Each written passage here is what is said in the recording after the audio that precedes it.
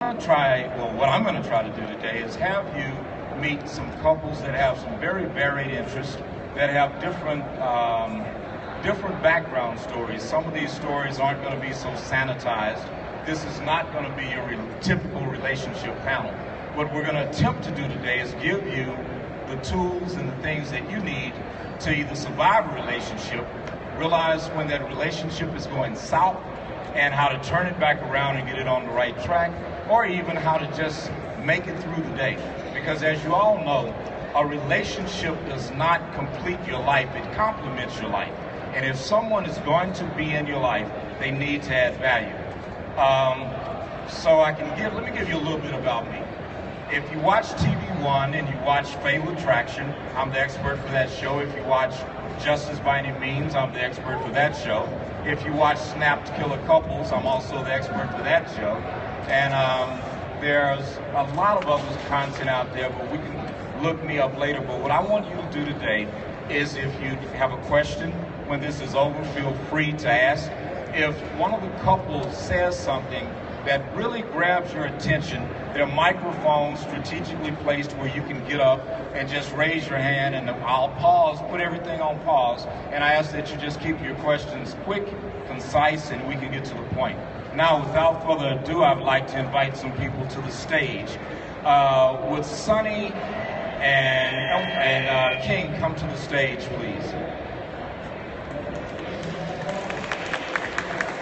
That's right, it's okay to clap. They came up here to share all their business with you.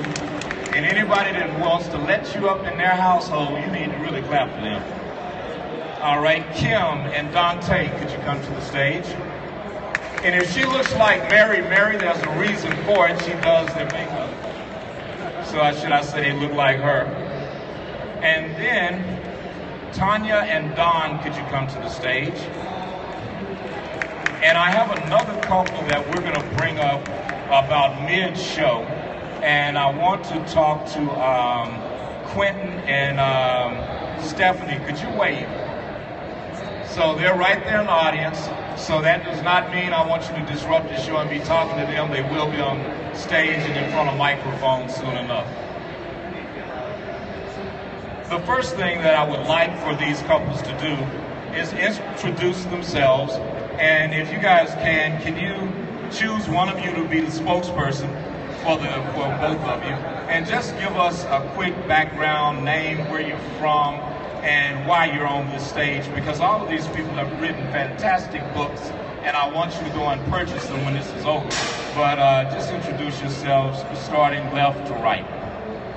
Hi, everyone. I am Tanya Barnett, the author of Being a Wife Just Got Real. Things I wish I knew before I said I do. And this is my husband, Donald. We've been married 17 years. And in my book, I share a lot of the struggles that we had being married, how we overcame some things together. We had to make a decision whether we get a divorce or we work through our issues. And I share those things in my book. Awesome. Next. My name is Dante King, and this is my fiance, Kim Lee. Well, pause. Hang on. Did y'all notice how she looked at him like it's okay for you to talk? Yes. We're going to talk about that too. How to get permission to speak. My name is Dante King, and my fiance, Kim Lee. We're the authors of the upcoming book, Before You Take Off. And it's a book that deals with relationships, and we use transportation as illustrations. And we've been dating. We've been dating 2 years. That's how you get it in order. Thank you. All right. Hey, I'm Kim Pinion. Can we bring some volume up on our mic, please?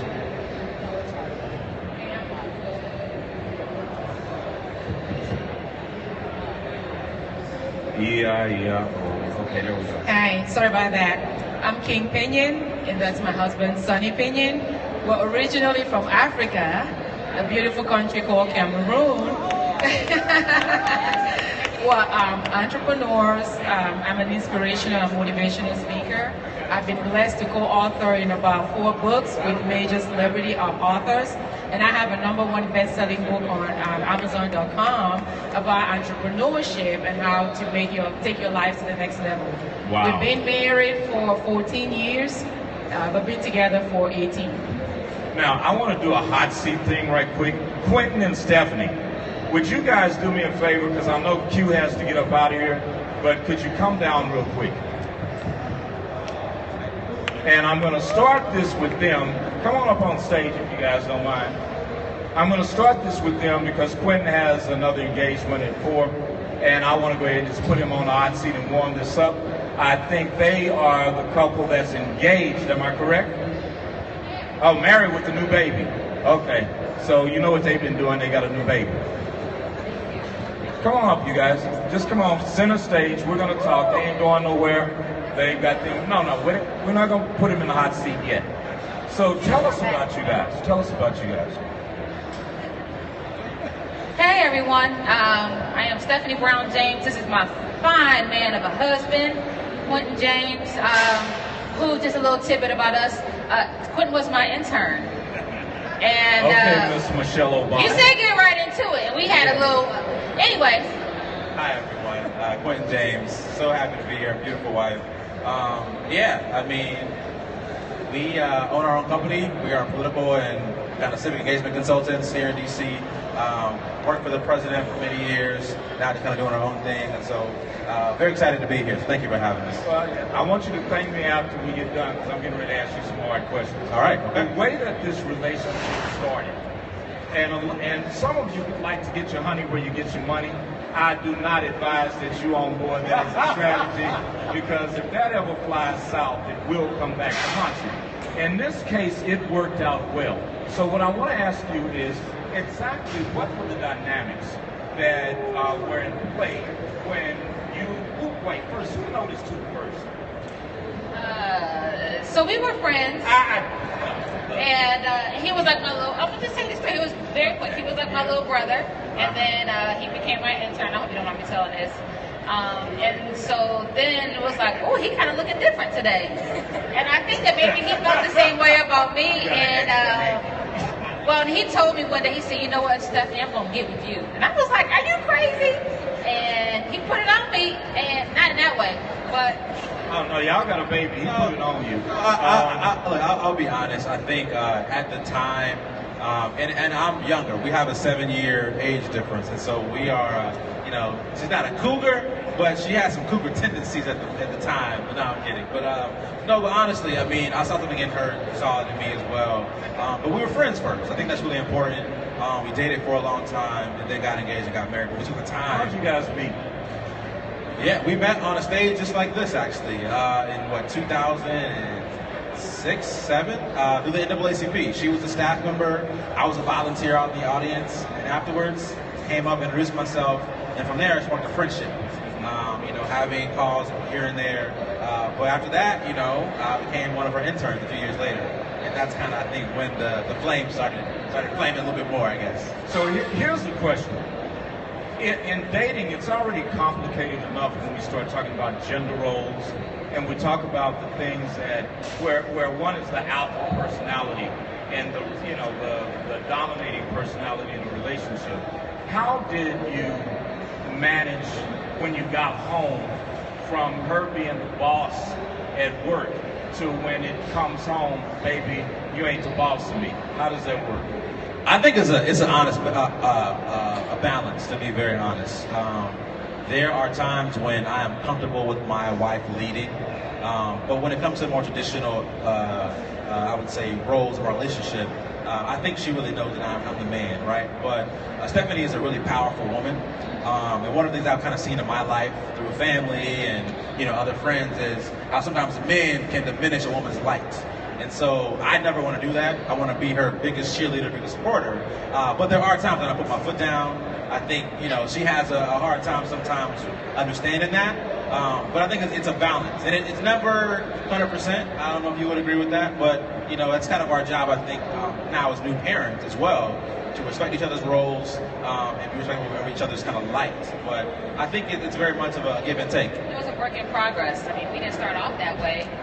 We had to work towards the balance that my husband just mentioned. So, and I'm just grateful that he allowed me to work through some of my dynamics with trying to give up some control, and that it just works well. Bring this mic up a little bit if you don't mind, fellas. Bring this mic up just a little bit for me. A question that I have for you. is when you know you've married this woman that's a take charge, leadership personality, and you said you know how to separate these roles.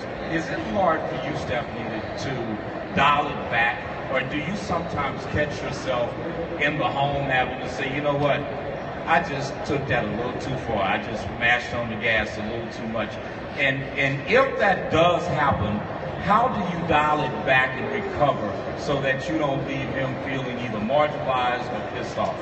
I think we've really had to work through that even more so now that we have a baby. We have almost a 1-year-old son, and it takes a lot of communication. I think we let a lot of things go unsaid and had a lot of assumptions about how each other felt or expected, and I wouldn't say so much I had to dial it back. I had to step it up with what I needed to communicate to my husband and make sure that we pause to say, I'm feeling some kind of way. Let's have a conversation about it. Yeah, I would say it actually was probably a little flipped on its head. I think Stephanie, after having our son Carter, was very much of the mother, wanted to take care of the household, wanted to kind of, be that kind of, motherly role. And because we also are business partners, so we work together, we live together, we have a son together, parents together. I was more work, not caring about the household, not caring about saying I love my wife, stopping, pausing, and just kiss my wife, right? Because it was so much of a go in the motions of the day-to-day that it took a real emotional conversation for us to have in terms of, you know what, I don't think you're hearing me right now. I don't think you're listening to me right now. Y'all don't understand emotional meant they was arguing like hell. All right. I mean, there are moments when we question if this is going to work, right? If this is meant to be, right? But I think through that, you mentioned it, it's the, communication, making sure that everything that we're holding inside gets communicated out to each other. And I think in no way are we experts, but we can just tell you our experience that it's made the difference. And we've gotten to a rhythm and a pattern in the past year that I don't think we've been in since, we first met. If it gets out of hand, come see me. Now, here's the last question, because I know you guys are on a tight schedule. Do you have some content out there? Is there a book out there? Is there a way to reach you on the internet? Is there a practice? Give the audience the information on how to get in contact with you, and if you're out there, the name of your book. Sure, so we don't have a book, but in a few weeks we're going to actually start a tour. We're going to be heading to about 12 HBCUs around the country, talking about our partnership, our business, but also about the importance of the election as well. And so you'll be able to find that information at bestedstrategies.com. Also, our tour is changingtheclimate.com as well. You'll be able to kind of see us on that tour. So thank you very much. Thank you guys for being here. Thank you. All right, now, ladies and gentlemen, that was the safe, polite stuff. We're going to get into the meats. Now, I want to start with each couple, and I'm going to throw out some questions, and I'd just like for you to just pick it up if it hits you. The first time that you had that moment where you had to realize that, you know what in the hell have I done? I thought you would have won. And, you are fine and you look good, but right about now, I'm really just looking at you, kind of ready for you to pack yoke and get out of here. What happened the first time that you found yourself in that situation? Whoever wants to chime in. Can I start that one? Yeah. Oh, Lord, you got some good stuff. Hang on. Well, I'm a celebrity makeup artist, so I've been single my whole life. I've never been married, and I'm marrying a man who was previously married, who is a pastor, a well-known pastor, and so I think I felt that way the first time I walked into his church, and I got all these hundreds of women looking at me like, who's this new woman? And I felt like, what did I do? The funny part about it is I work with women every day, difficult women, powerful women, women who I already came to his church with a title, if you would, with a position. So I wasn't really vying for a position, so to speak. But I think acceptance for me was probably the most difficult thing. And then I thought, you know what have I done? He also has 5 children. I have 1. But I want to ask, let me pause you because I can hear Sister Thomas out now. If somebody's at the name Sister Thomas, I'm just kidding. but I can just hear somebody going 3 different places with this thing with you. First, who is that woman with that blonde hair? And how did you feel walking into his kingdom? Because as you know, pastors, some of y'all don't have a congregation, you have almost servants. And how did you feel walking into his kingdom, and how did these people treat you, and how did you handle that? And I'm gonna say it, not to over spiritualize it. I wanted a fine woman with blonde hair and a big booty. Hang on, this man knows the Lord. See, that's how you make it material. So I ain't gonna get too deep. That's what I wanted. So when she walked in, I knew what she was getting.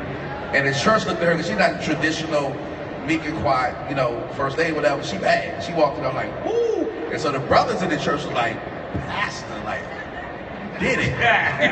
But the women were giving her shade, and so that's the moment she was wondering, should she do this? My moment real quick, because she's a celebrity makeup artist, even walking in here, everybody knows her, but nobody knows me. So oftentimes I'm giving the phone, like I'm just a sidekick. Take a picture with me and her, handing me the phone. I'm like, well, what have I gotten into? Because she's real famous, and sometimes I get shade. Right. We had to realize that we can merge it together and make it work for a positive, opposed to her coming to my world being negative, and vice versa. Now I've got to go to this question, because I know everybody is asking this one. Why in the hell did you marry a man with 5 kids, and how did that work for you? Well, what I will say is, through my 45 years of life, I know I look 25, but I'm 45. No, I'm just kidding. But yeah, through 45 years of life, you kind of, if you don't know what you want, you know what you don't want. And one of the things I wanted from him outweighed the children. So he was stable, he was, kind, he was supportive, so there were some of the quality and characteristics that I loved about him that trumped the whole stereotype of having steps. And what I did was I just became myself. I have a lot of friends who have stepchildren who don't have the same testimony I have, or the same experience with our steps. I really love his children. He really loves my son. They really love you. They do. Okay. They really do. Now, let me say this. They did go with me to the BET Awards, but a lot of it initially, the icebreaker with all women, girls, is always beauty. It's always going to be a good icebreaker, because it's a good way to be able to discuss how we look, what you think about this, and then I'm kind of cool. So it's like, okay, so she does really know fashion and beauty and things like that. But I will say that we have tough times, because there's some times when the girls, they are teenagers, when sometimes they're not feeling Miss Kim. And and so I have to kind of get past it. I remember calling him one day, crying, and said, your girls don't speak to me. Why don't they like me? And he said, Kim, they do like you. They just not feeling you today because they're on their headphone. It's nothing but you. They tweet. And I just had to understand. I don't have a girl. I have a boy. My son is a little bit different. So it was just a matter of me learning girls and learning how to deal with girls. And he kind of he walked me through that process. So that made it easier. Okay, this next question is going to be everything but user-friendly. When we start talking about money, and you start thinking about, now it's time for us to get married, and you're a saver, I'm a spender, you make more than I do, I want to invest money in a business, you want to save it. Who's had a money challenge up here, and how did you handle it? Oh my God, we have. Yeah, wait, I just want to, can you see his face? Wow, okay. I think we kind of see. I know, right? Why don't we start? Go ahead. I really want to hear this. First, describe the problem. What was the problem? I think the problem was the fact that I like to spend. Mm-hmm. And we can't tell, but keep going. And he likes to spend too, but he likes to be reasonable. Mm-hmm. And our first major problem was building a house back in Africa, right? We're from Africa, and you're supposed to take care of your parents. And his dad passed on. My dad is still here. My parents are still here. And they're okay, and his mom is older, so he wanted to use that money to build a house for his mom. And I'm thinking, well, we need the money here, because I want to do this. I have a business, I want to invest in you, I have a women's conference. So you got two problems. You got one, yes. He wants to take care of his mother. Yes. And you want to go and open up a business. Yes. and do your thing. So what happened? Well, I know that had to kind of make you go, okay, what in the hell have I done?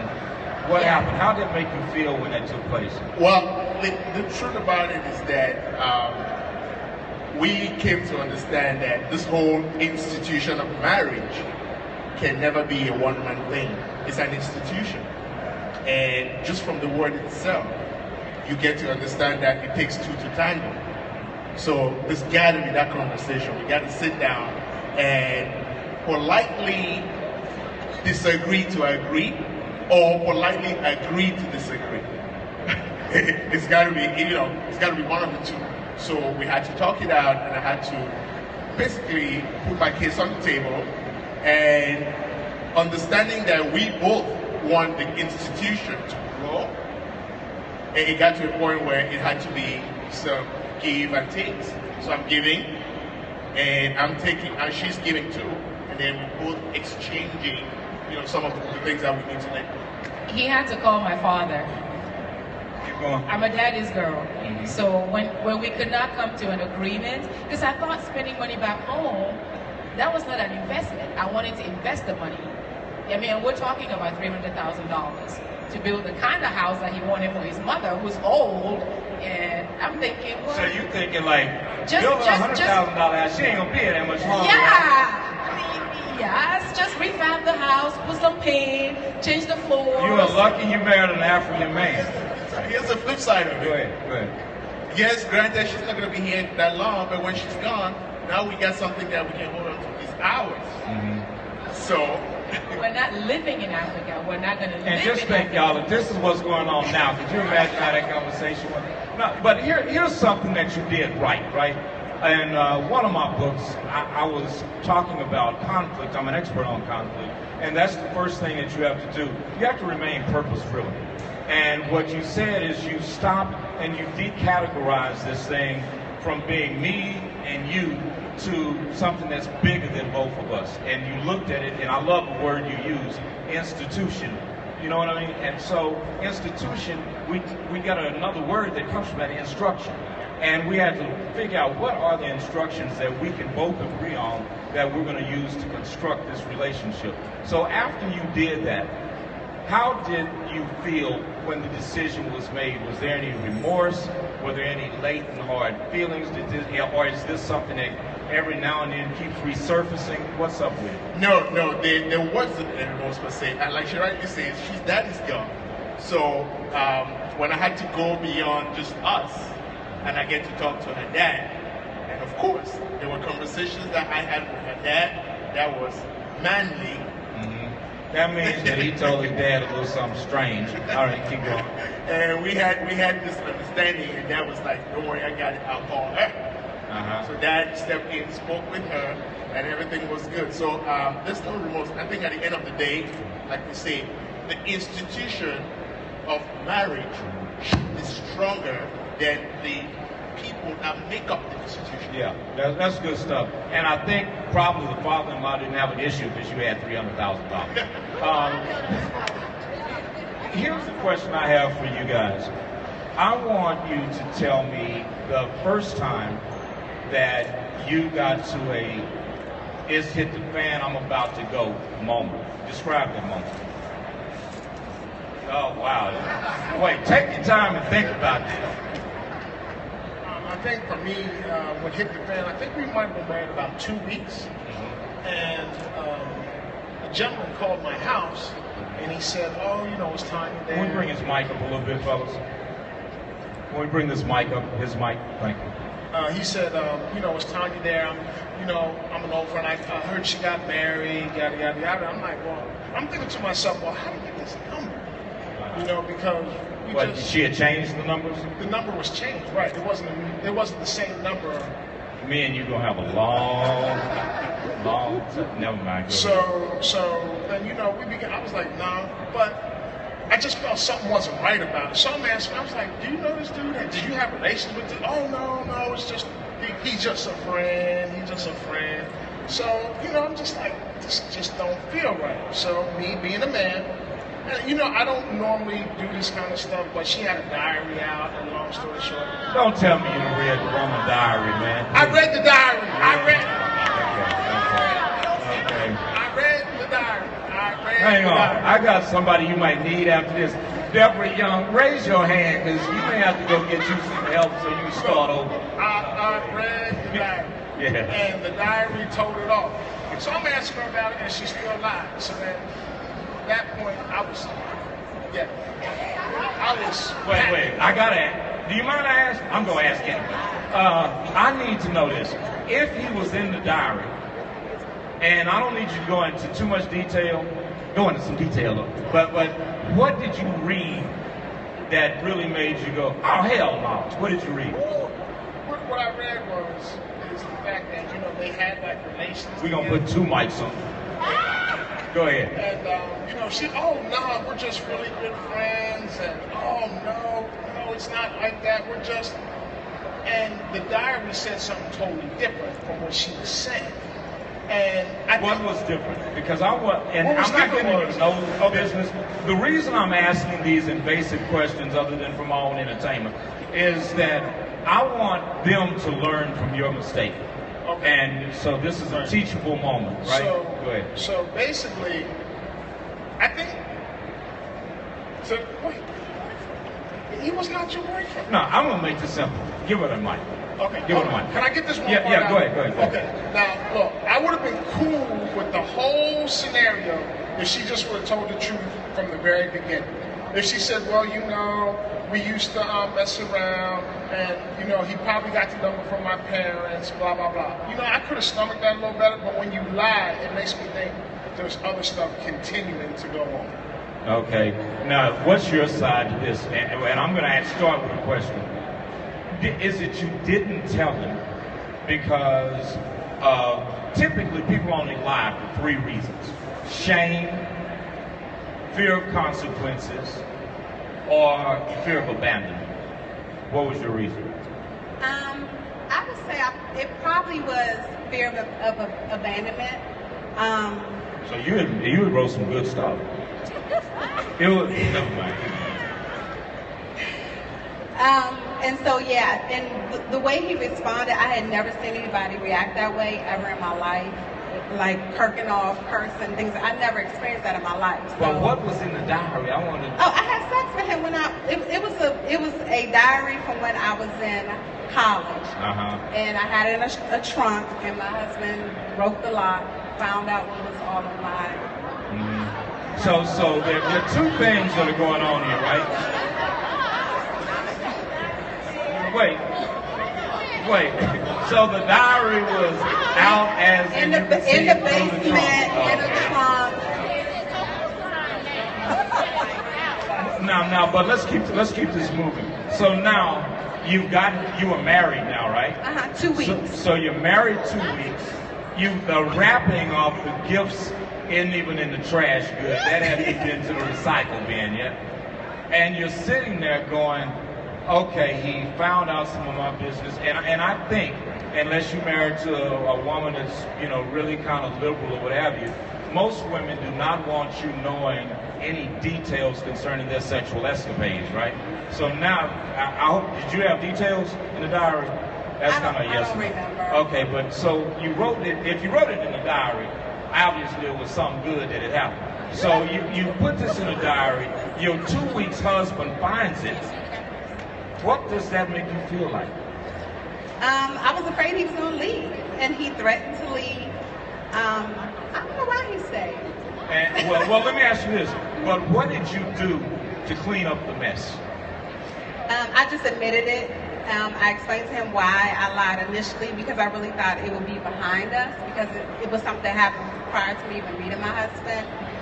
And so then when he went to go find the diary to prove me wrong, that's when I just came totally clean with everything. Well, I think a big lesson from this, because it's setting up this next question I'm going to ask you, is that there's always that time when your marriage gets challenged the first time. But here's the second. The second time that you find yourself in this challenge is when you realize that all that you thought this person is, they're not. You know what I mean? In other words, you kind of figure out, well, I thought you had more money than that. Well, I don't. Or you realize that I thought that you were smarter than that. You're not. You start thinking that this other person that you're going to marry is going to actually fix the things that are not going right in your life that, to be honest with you, that you need to fix for yourself. You're projecting your needs on this other person. When is the first time that you had to confront that I didn't marry somebody perfect, they just as flawed as me? For me, that happened early in our marriage also. I think we were married about 2 or 3 months. I talk about this in my book. I wound up having a cyst rupture, and I had to go to the hospital and everything. My husband was freaking out, just a basket case, but at the time I didn't know that his grandmother died in the hospital, his father had died in the hospital, so he immediately was thinking, my wife is in the hospital, right, type thing. But I'm looking at him like, dude, I need you to be strong for me. I'm in pain, I'm, going through all this, and you're tripping. And he wanted me to console him when I'm like, you need to be consoling me. So in hindsight, what did you learn from that? What I learned really, and I kind of talk about this in my book, you need to have real conversations before you get married about everything. And if that person, because of fear of abandonment, we don't have these conversations because we're afraid that person's going to leave. But my thing is, if that person leaves, then they're not the person for you. That's good stuff. What's your story? I would say that the thing that happened to us is because of who she is, celebrity makeup artist. I used to always tell her it's the fairy dust. It's Kim Lee, the makeup artist. And we got to a situation, and from a financial situation, because of her work, got sporadic, and it really wasn't what I thought it was. The problem was my expectations was built upon what she did and not who she was. So part of it was... Say that one more time, because that's good. I want you guys to say it just one more time. Your expectation was built upon what? On what she did and not who she was.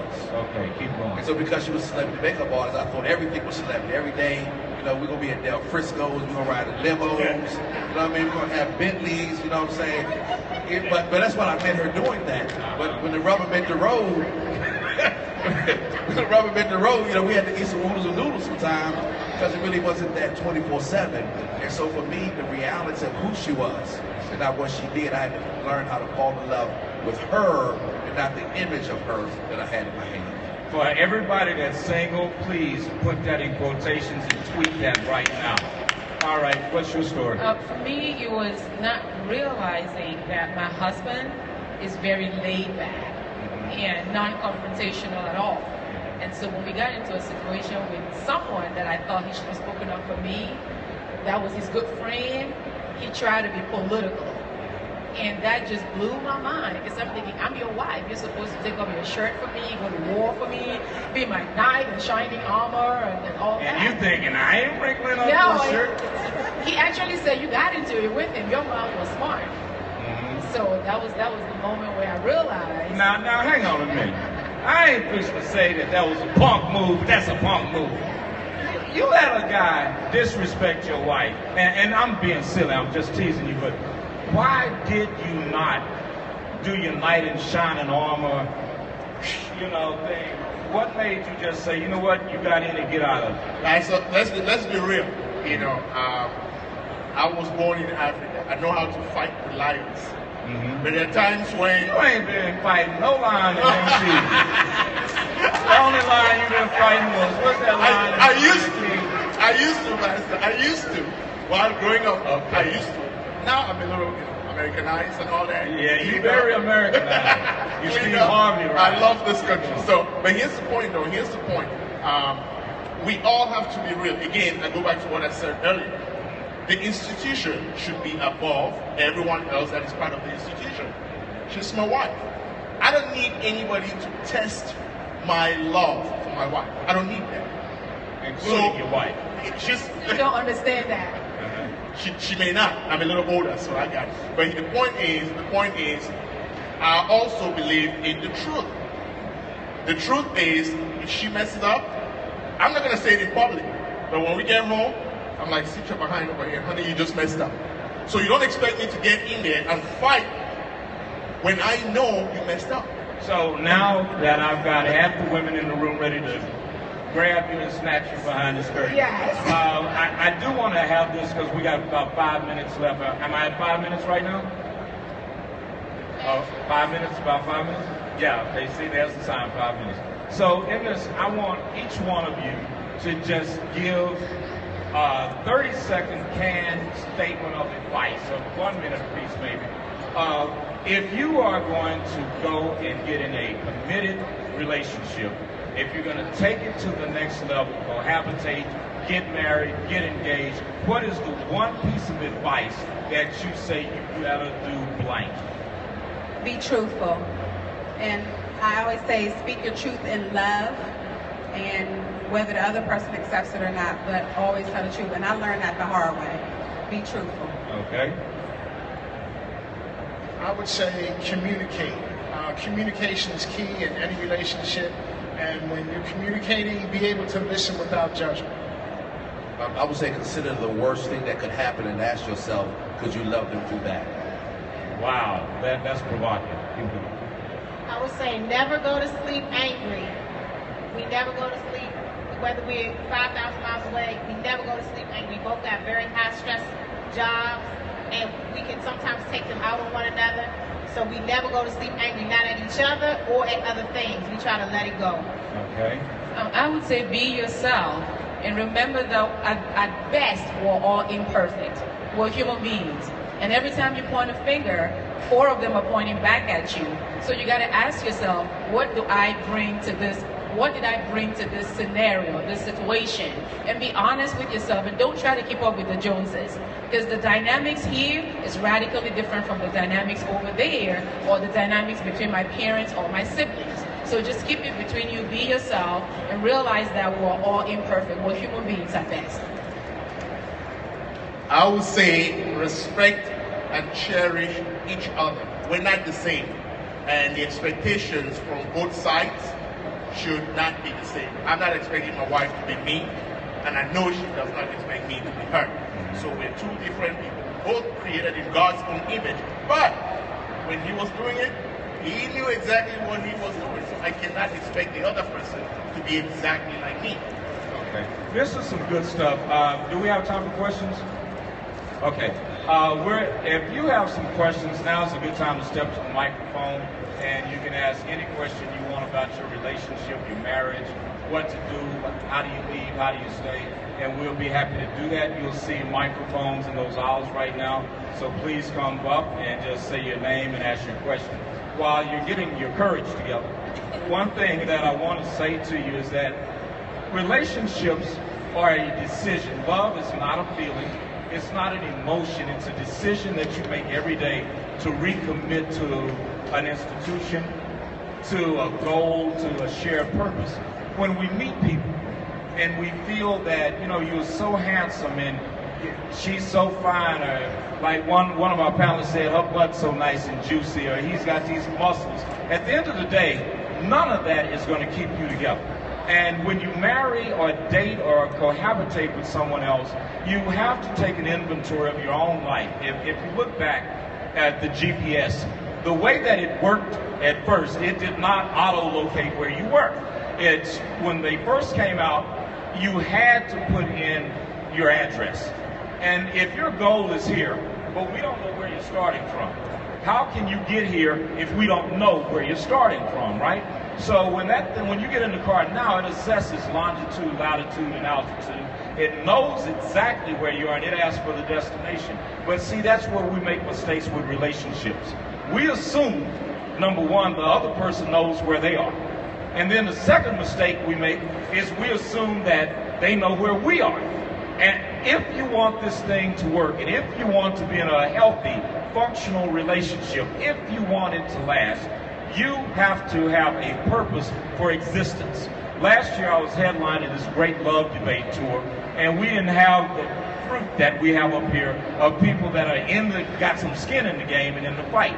We have a bunch of delusional people that are coming up with these stupid things. They even had a suggestion from one guy where he said, ladies, if you want to meet a guy, go and ask him to take a picture of you and your friends and tell him your phone is dead and to text you the picture. That way you can call him and you can talk. I wanted to slap that man with this microphone, right? And the truth of it is, that's the type of nonsensical, foolish advice that we're getting from people that don't know hell from high water about how to relate to another person. So when this is over, here's a couple of things I'd like for you to do. One, go buy the books. How many of you guys have books out there? So buy the book. The other thing, ask them questions. And then come and buy my books. The last one was a bestseller. And I would like for you to come support all of these authors, but come and talk to us so you don't have to make mistakes that we've already made for you. And if there are no questions, going once, go ahead. Hi there. Hey. I'm Renee Simone, and I have a question for the couple on the end here. I am a person who has been writing in journals since I was in middle school. So I would like to know how you felt about him actually reading and turning it back on you versus the fact that he actually read it.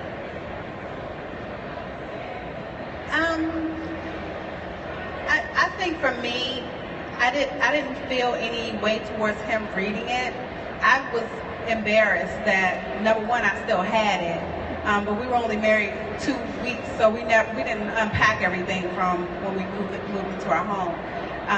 And so that was my main thing. I was just embarrassed that I still had it, and I wanted my husband to think that I was a good girl, basically, even though I brought a child into our marriage. And them red shoes. Okay, keep going. We've been married 17 years. So, you know, that image of being a good girl, good church girl, I wanted him to have that of me. So him reading the diary, it just peeled that layer off that wasn't who I was. Okay, any other questions? All right, well, in closing, I just want you to remember these two thoughts. All men want to feel appreciated, they want to feel respected, and they want to feel needed. Guys, all women want to feel safe, they want to feel special, and they want to feel secure. And if you could just remember those things, you will be all right. Thank you for coming out. Have a great day. And thank you